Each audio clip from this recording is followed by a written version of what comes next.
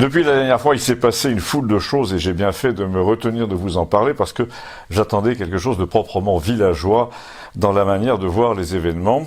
Et bien ça y est, le point de vue villageois, avec mon ami Gustave et quelques autres, nous sommes quelques-uns à l'avoir adopté sur les événements nationaux et à l'avoir adopté, vous allez voir, fermement. Nous en étions restés à l'élection municipale maintenue, alors qu'on disait aux gens de se calfeutrer, ce qui est plus qu'illogique, c'est un crime contre la démocratie, puisqu'ils ont osé valider un scrutin, organisé n'importe comment, avec, selon les régions, d'énormes disparités d'accès aux urnes. Chez nous, la participation a été normale, il n'y avait pas de malades dans le département, mais dans nombre de villes, notamment, les gens ont avoué, par sondage, qu'ils n'y étaient pas allés à l'élection parce qu'ils avaient peur de contracter la pneumonie. Et on nous donne ce dimanche lugubre comme un pur moment de démocratie, mais c'est n'importe quoi. En fait, il s'agit d'un pur moment d'ignominie. D'ailleurs, il suffisait de voir avec quel zèle les commentateurs disaient partout que c'était sans danger de voter, sans danger de faire l'assesseur, etc., pour qu'on comprenne qu'il y avait au contraire un doute, un danger véritable, et que toute cette opération était montée par des salauds ou des maladroits, ou les deux, et sans doute les deux. Et vous allez me dire, là, qui parle, est-ce que c'est Gustave, est-ce que c'est vous? Ben là, pour une fois, c'est moi. Gustave, lui, a enchaîné sur les conséquences, vous allez voir, mais il faut d'abord que je vous dise quand et où nous en avons parlé, car c'était plus du tout au café de Campagnol, et pour cause, puisqu'il était fermé, de force, par un décret pris en quelques heures, pour ne pas dire à la hâte, et comme tous les autres cafés-tabac en France. Mais comme il y a un tabac loto à 4 mètres dans la même salle, avec la même entrée, et qui lui avait le droit de rester ouvert, eh bien les gens sont allés commenter le scrutin en achetant du tabac et des journaux comme d'habitude, mais sans prendre de café. Comme il faisait beau, ils sont allés boire aussi une bière, quand même, mais à 30 mètres sur le muret en face, une canette, sur le muret en face de la mairie, des bières achetées le matin à l'épicier, qui lui avait le droit d'ouvrir parce qu'il était alimentaire, donc première injustice, 2 personnes vendent de la bière au village, l'un ne peut plus le faire et l'autre peut encore le faire, mais on va me dire c'est la promiscuité qui est en cause. Eh bien, malheureusement la promiscuité dans l'une et l'autre boutique est la même et les gens en plus sont les mêmes aussi. Gustave, on en revient à lui, avec sa boutique minuscule, qui lui sert de base pour ses ventes sur les marchés, ne peut plus ouvrir non plus, mais surtout il peut plus vendre ses livres sur les étals en plein air. Du coup, un peu désœuvré l'autre jour, il m'a rejoint pendant que je faisais mon jardin, et il m'a livré ses réflexions sur la courte terrasse que j'ai ménagée devant la serre, où il y a une table, 2 chaises de café et un parasol. De là, on voit les 4 personnes qui passent sur le champ de boules, le petit pont qui enjambe la rivière, le monument aux morts. Et ce jour-là, on n'entendait plus rien puisque tout le monde était confiné. En tout cas, pas le chantier voisin qui était arrêté et pas les voitures qui généralement se garaient devant la médiathèque qui, elle, était fermée aussi. Donc on n'entendait plus rien, sauf nous. On peut même dire que la parole de Gustave ce jour-là, qui redoutait d'être confiné sans doute, s'est beaucoup lâchée durant ces quelques jours, toujours au même endroit, sous mon parasol, pendant que je plantais mes framboisiers. Il faut dire que le prétexte lui en était fourni par ma petite radio qui diffusait en sourdine des nouvelles du monde et dont il augmentait le volume de temps à autre. La première chose qu'il m'a dite et qui m'a frappé, c'est que le discours du président, je veux dire le premier discours, celui où il fermait écoles et commerces juste avant l'élection, que tout le monde a salué ce discours comme tellement intelligent, tellement nécessaire, était en fait truffé d'âneries. Gustave n'en a retenu que la première, et quand un président te dit, me dit-il, qu'il ne faut surtout pas que les gens soient pris de panique, il légitime du même coup et le mot et la notion. Gustave m'a dit, pour un psychologue, c'est assez limpide, c'est la pire chose à faire, il nomme ce qu'il redoute pour essayer de le conjurer. Donc dans son esprit, la panique de la population est déjà là. Et tu imagines comment le pays a reçu le message en question, subliminal. D'autant que juste après, il t'a dit, il faut te laver les mains, comme si c'était le rôle d'un président de le dire. Il aurait dû d'ailleurs sortir un attirail sur son bureau, tant qu'il y était, une bouteille de gel, pour nous montrer comment on insistait entre les doigts. Au point où il en était, ça n'aurait pas été plus ridicule. Ensuite, et c'est là l'essentiel de ce que m'a dit Gustave, il y a l'esprit du fameux confinement qui s'est précisé le lendemain et le surlendemain lors d'un autre discours, et Gustave a tenu à me citer une autre bourde au passage, celle qui consiste à répéter au peuple « nous sommes en guerre » au lieu de dire en guerre médicale, en guerre sanitaire, il a dit en guerre tout court. Ce qui voulait dire qu'il fait allusion, en tout cas les gens l'ont compris comme ça, aux questions d'ordre public, au recours éventuel à l'armée, à toute chose qui inquiète une fois de plus au lieu de rassurer, parce que les gens ne sont pas stupides, ils savent très bien qu'en temps ordinaire, il y a déjà certains lieux en France où on ne contrôle plus rien, alors en temps extraordinaire, on va contrôler encore moins. Mais surtout, j'y reviens, il y a cette histoire de confinement qui est véritablement un sommet de n'importe quoi, me dit Gustave, parce que la mesure ne s'applique dans toute sa rigueur qu'aux citadins.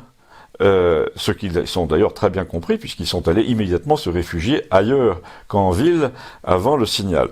Déjà, on avait eu ce crime sanitaire qui consiste à maintenir l'élection alors qu'on sait que dans des pays comme le nôtre, les gens viennent de toutes les villes à la ronde, 100, 200 kilomètres, pour voter au municipal dans leur village d'origine.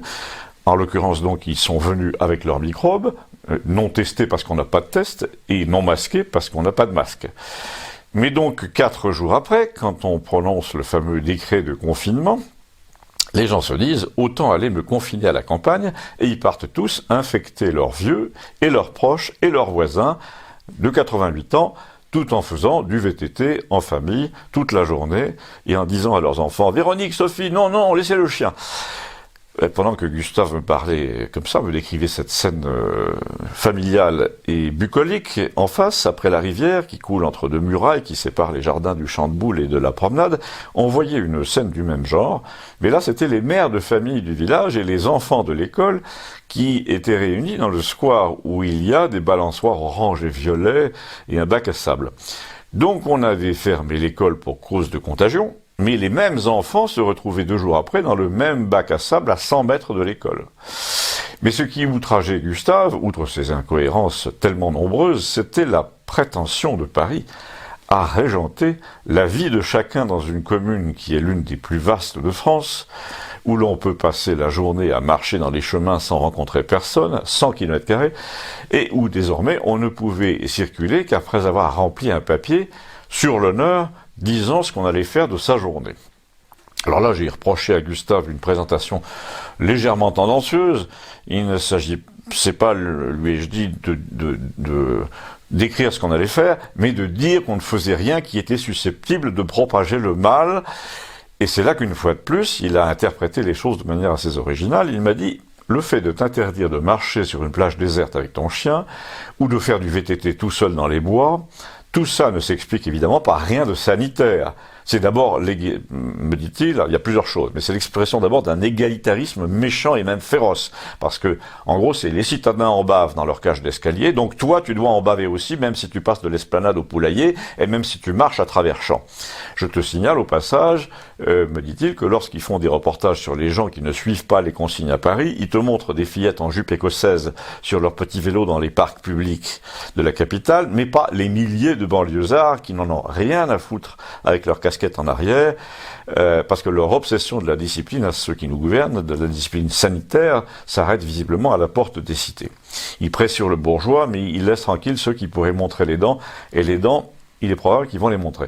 Ensuite, les gens qui nous gouvernent sont affligés d'une perversité réelle qui consiste à vouloir contrôler le comportement d'autrui, même s'il n'y a aucune objection technique ou hygiénique sérieuse.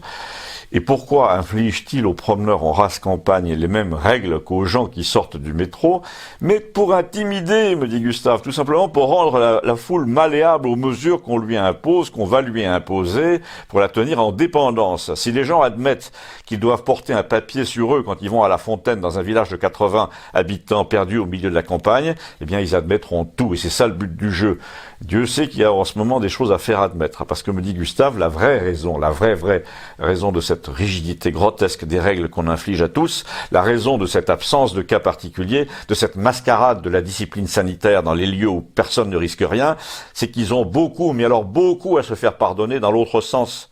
Ils n'ont rien foutu. Ils n'ont rien vu venir, ils n'ont rien prévu, ils nous ont menti de bout en bout. Même l'auteur principal du mensonge, ou celle qui l'a couvert, vient de le dire, de le déclarer. Il n'y a pas de stock stratégique. On a minimisé tant qu'on a pu. On est allé au théâtre pour dire la vie ne doit pas s'arrêter. On a changé de ministre parce qu'elle était grillée. On a réuni un conseil scientifique qui ne compte d'ailleurs aucun pneumologue, alors que la maladie est une pneumonie essentiellement.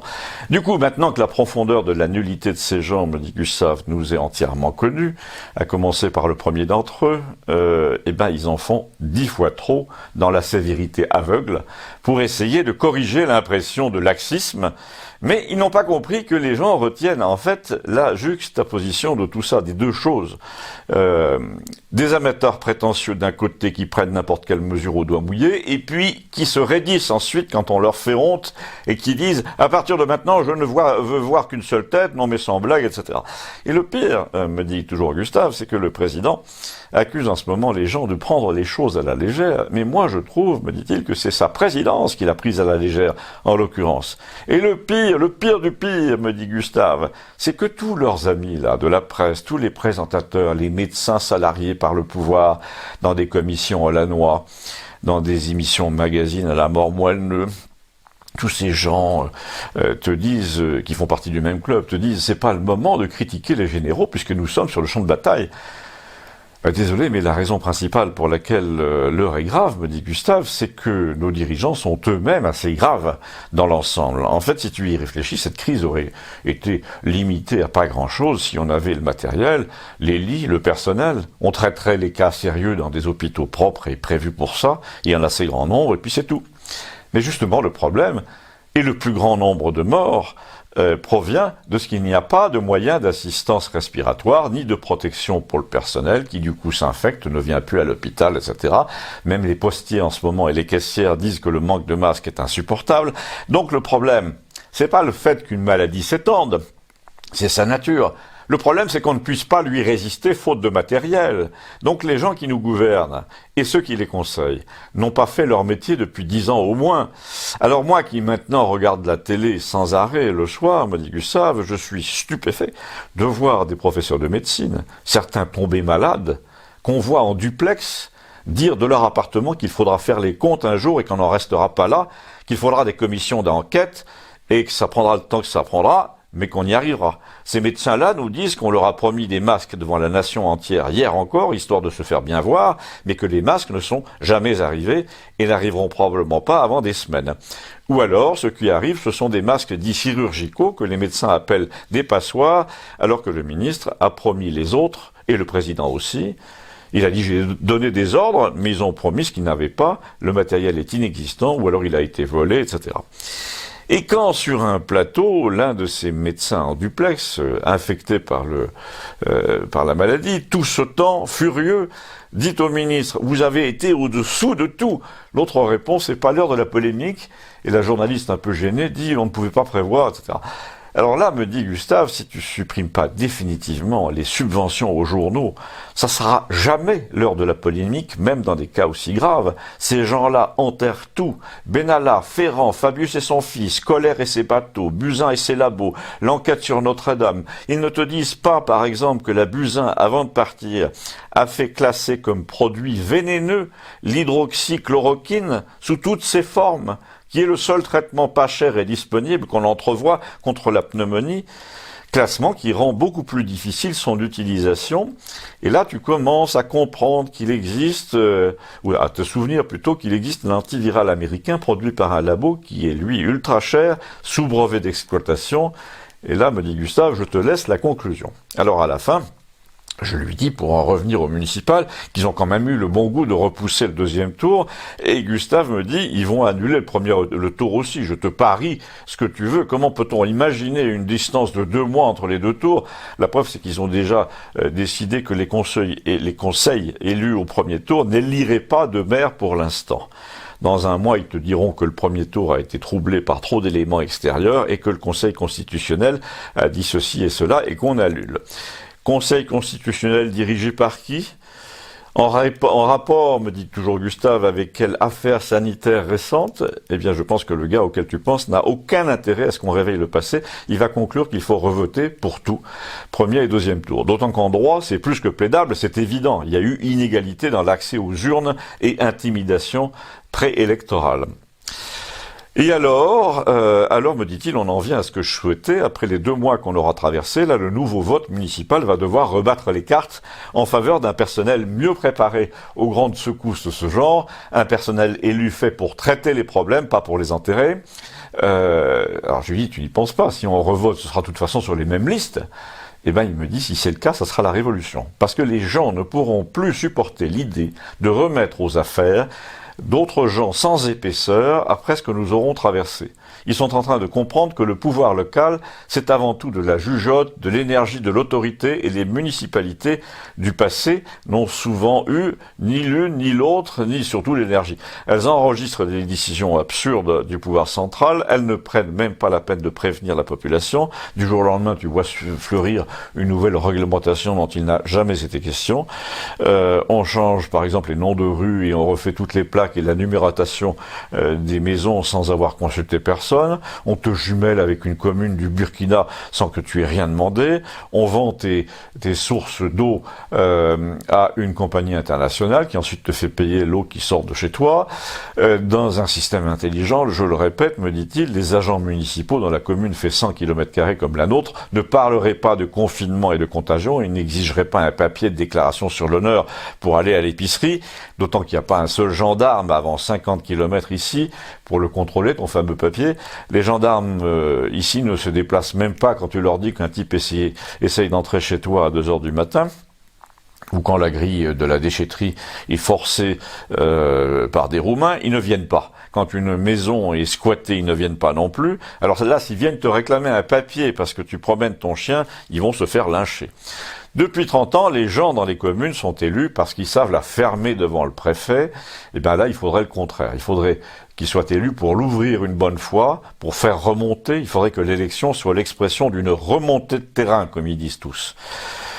Eh bien, mon cher Gustave, en pareil cas, tu aurais toutes tes chances, il faut te présenter. Quant à moi, je vous tiendrai au courant chaque semaine, je vous ferai part de cette correction permanente de perspective qui me paraît bien nécessaire, parce que comme dit Gustave, le chronomètre est en train de passer au rouge. À bientôt, merci.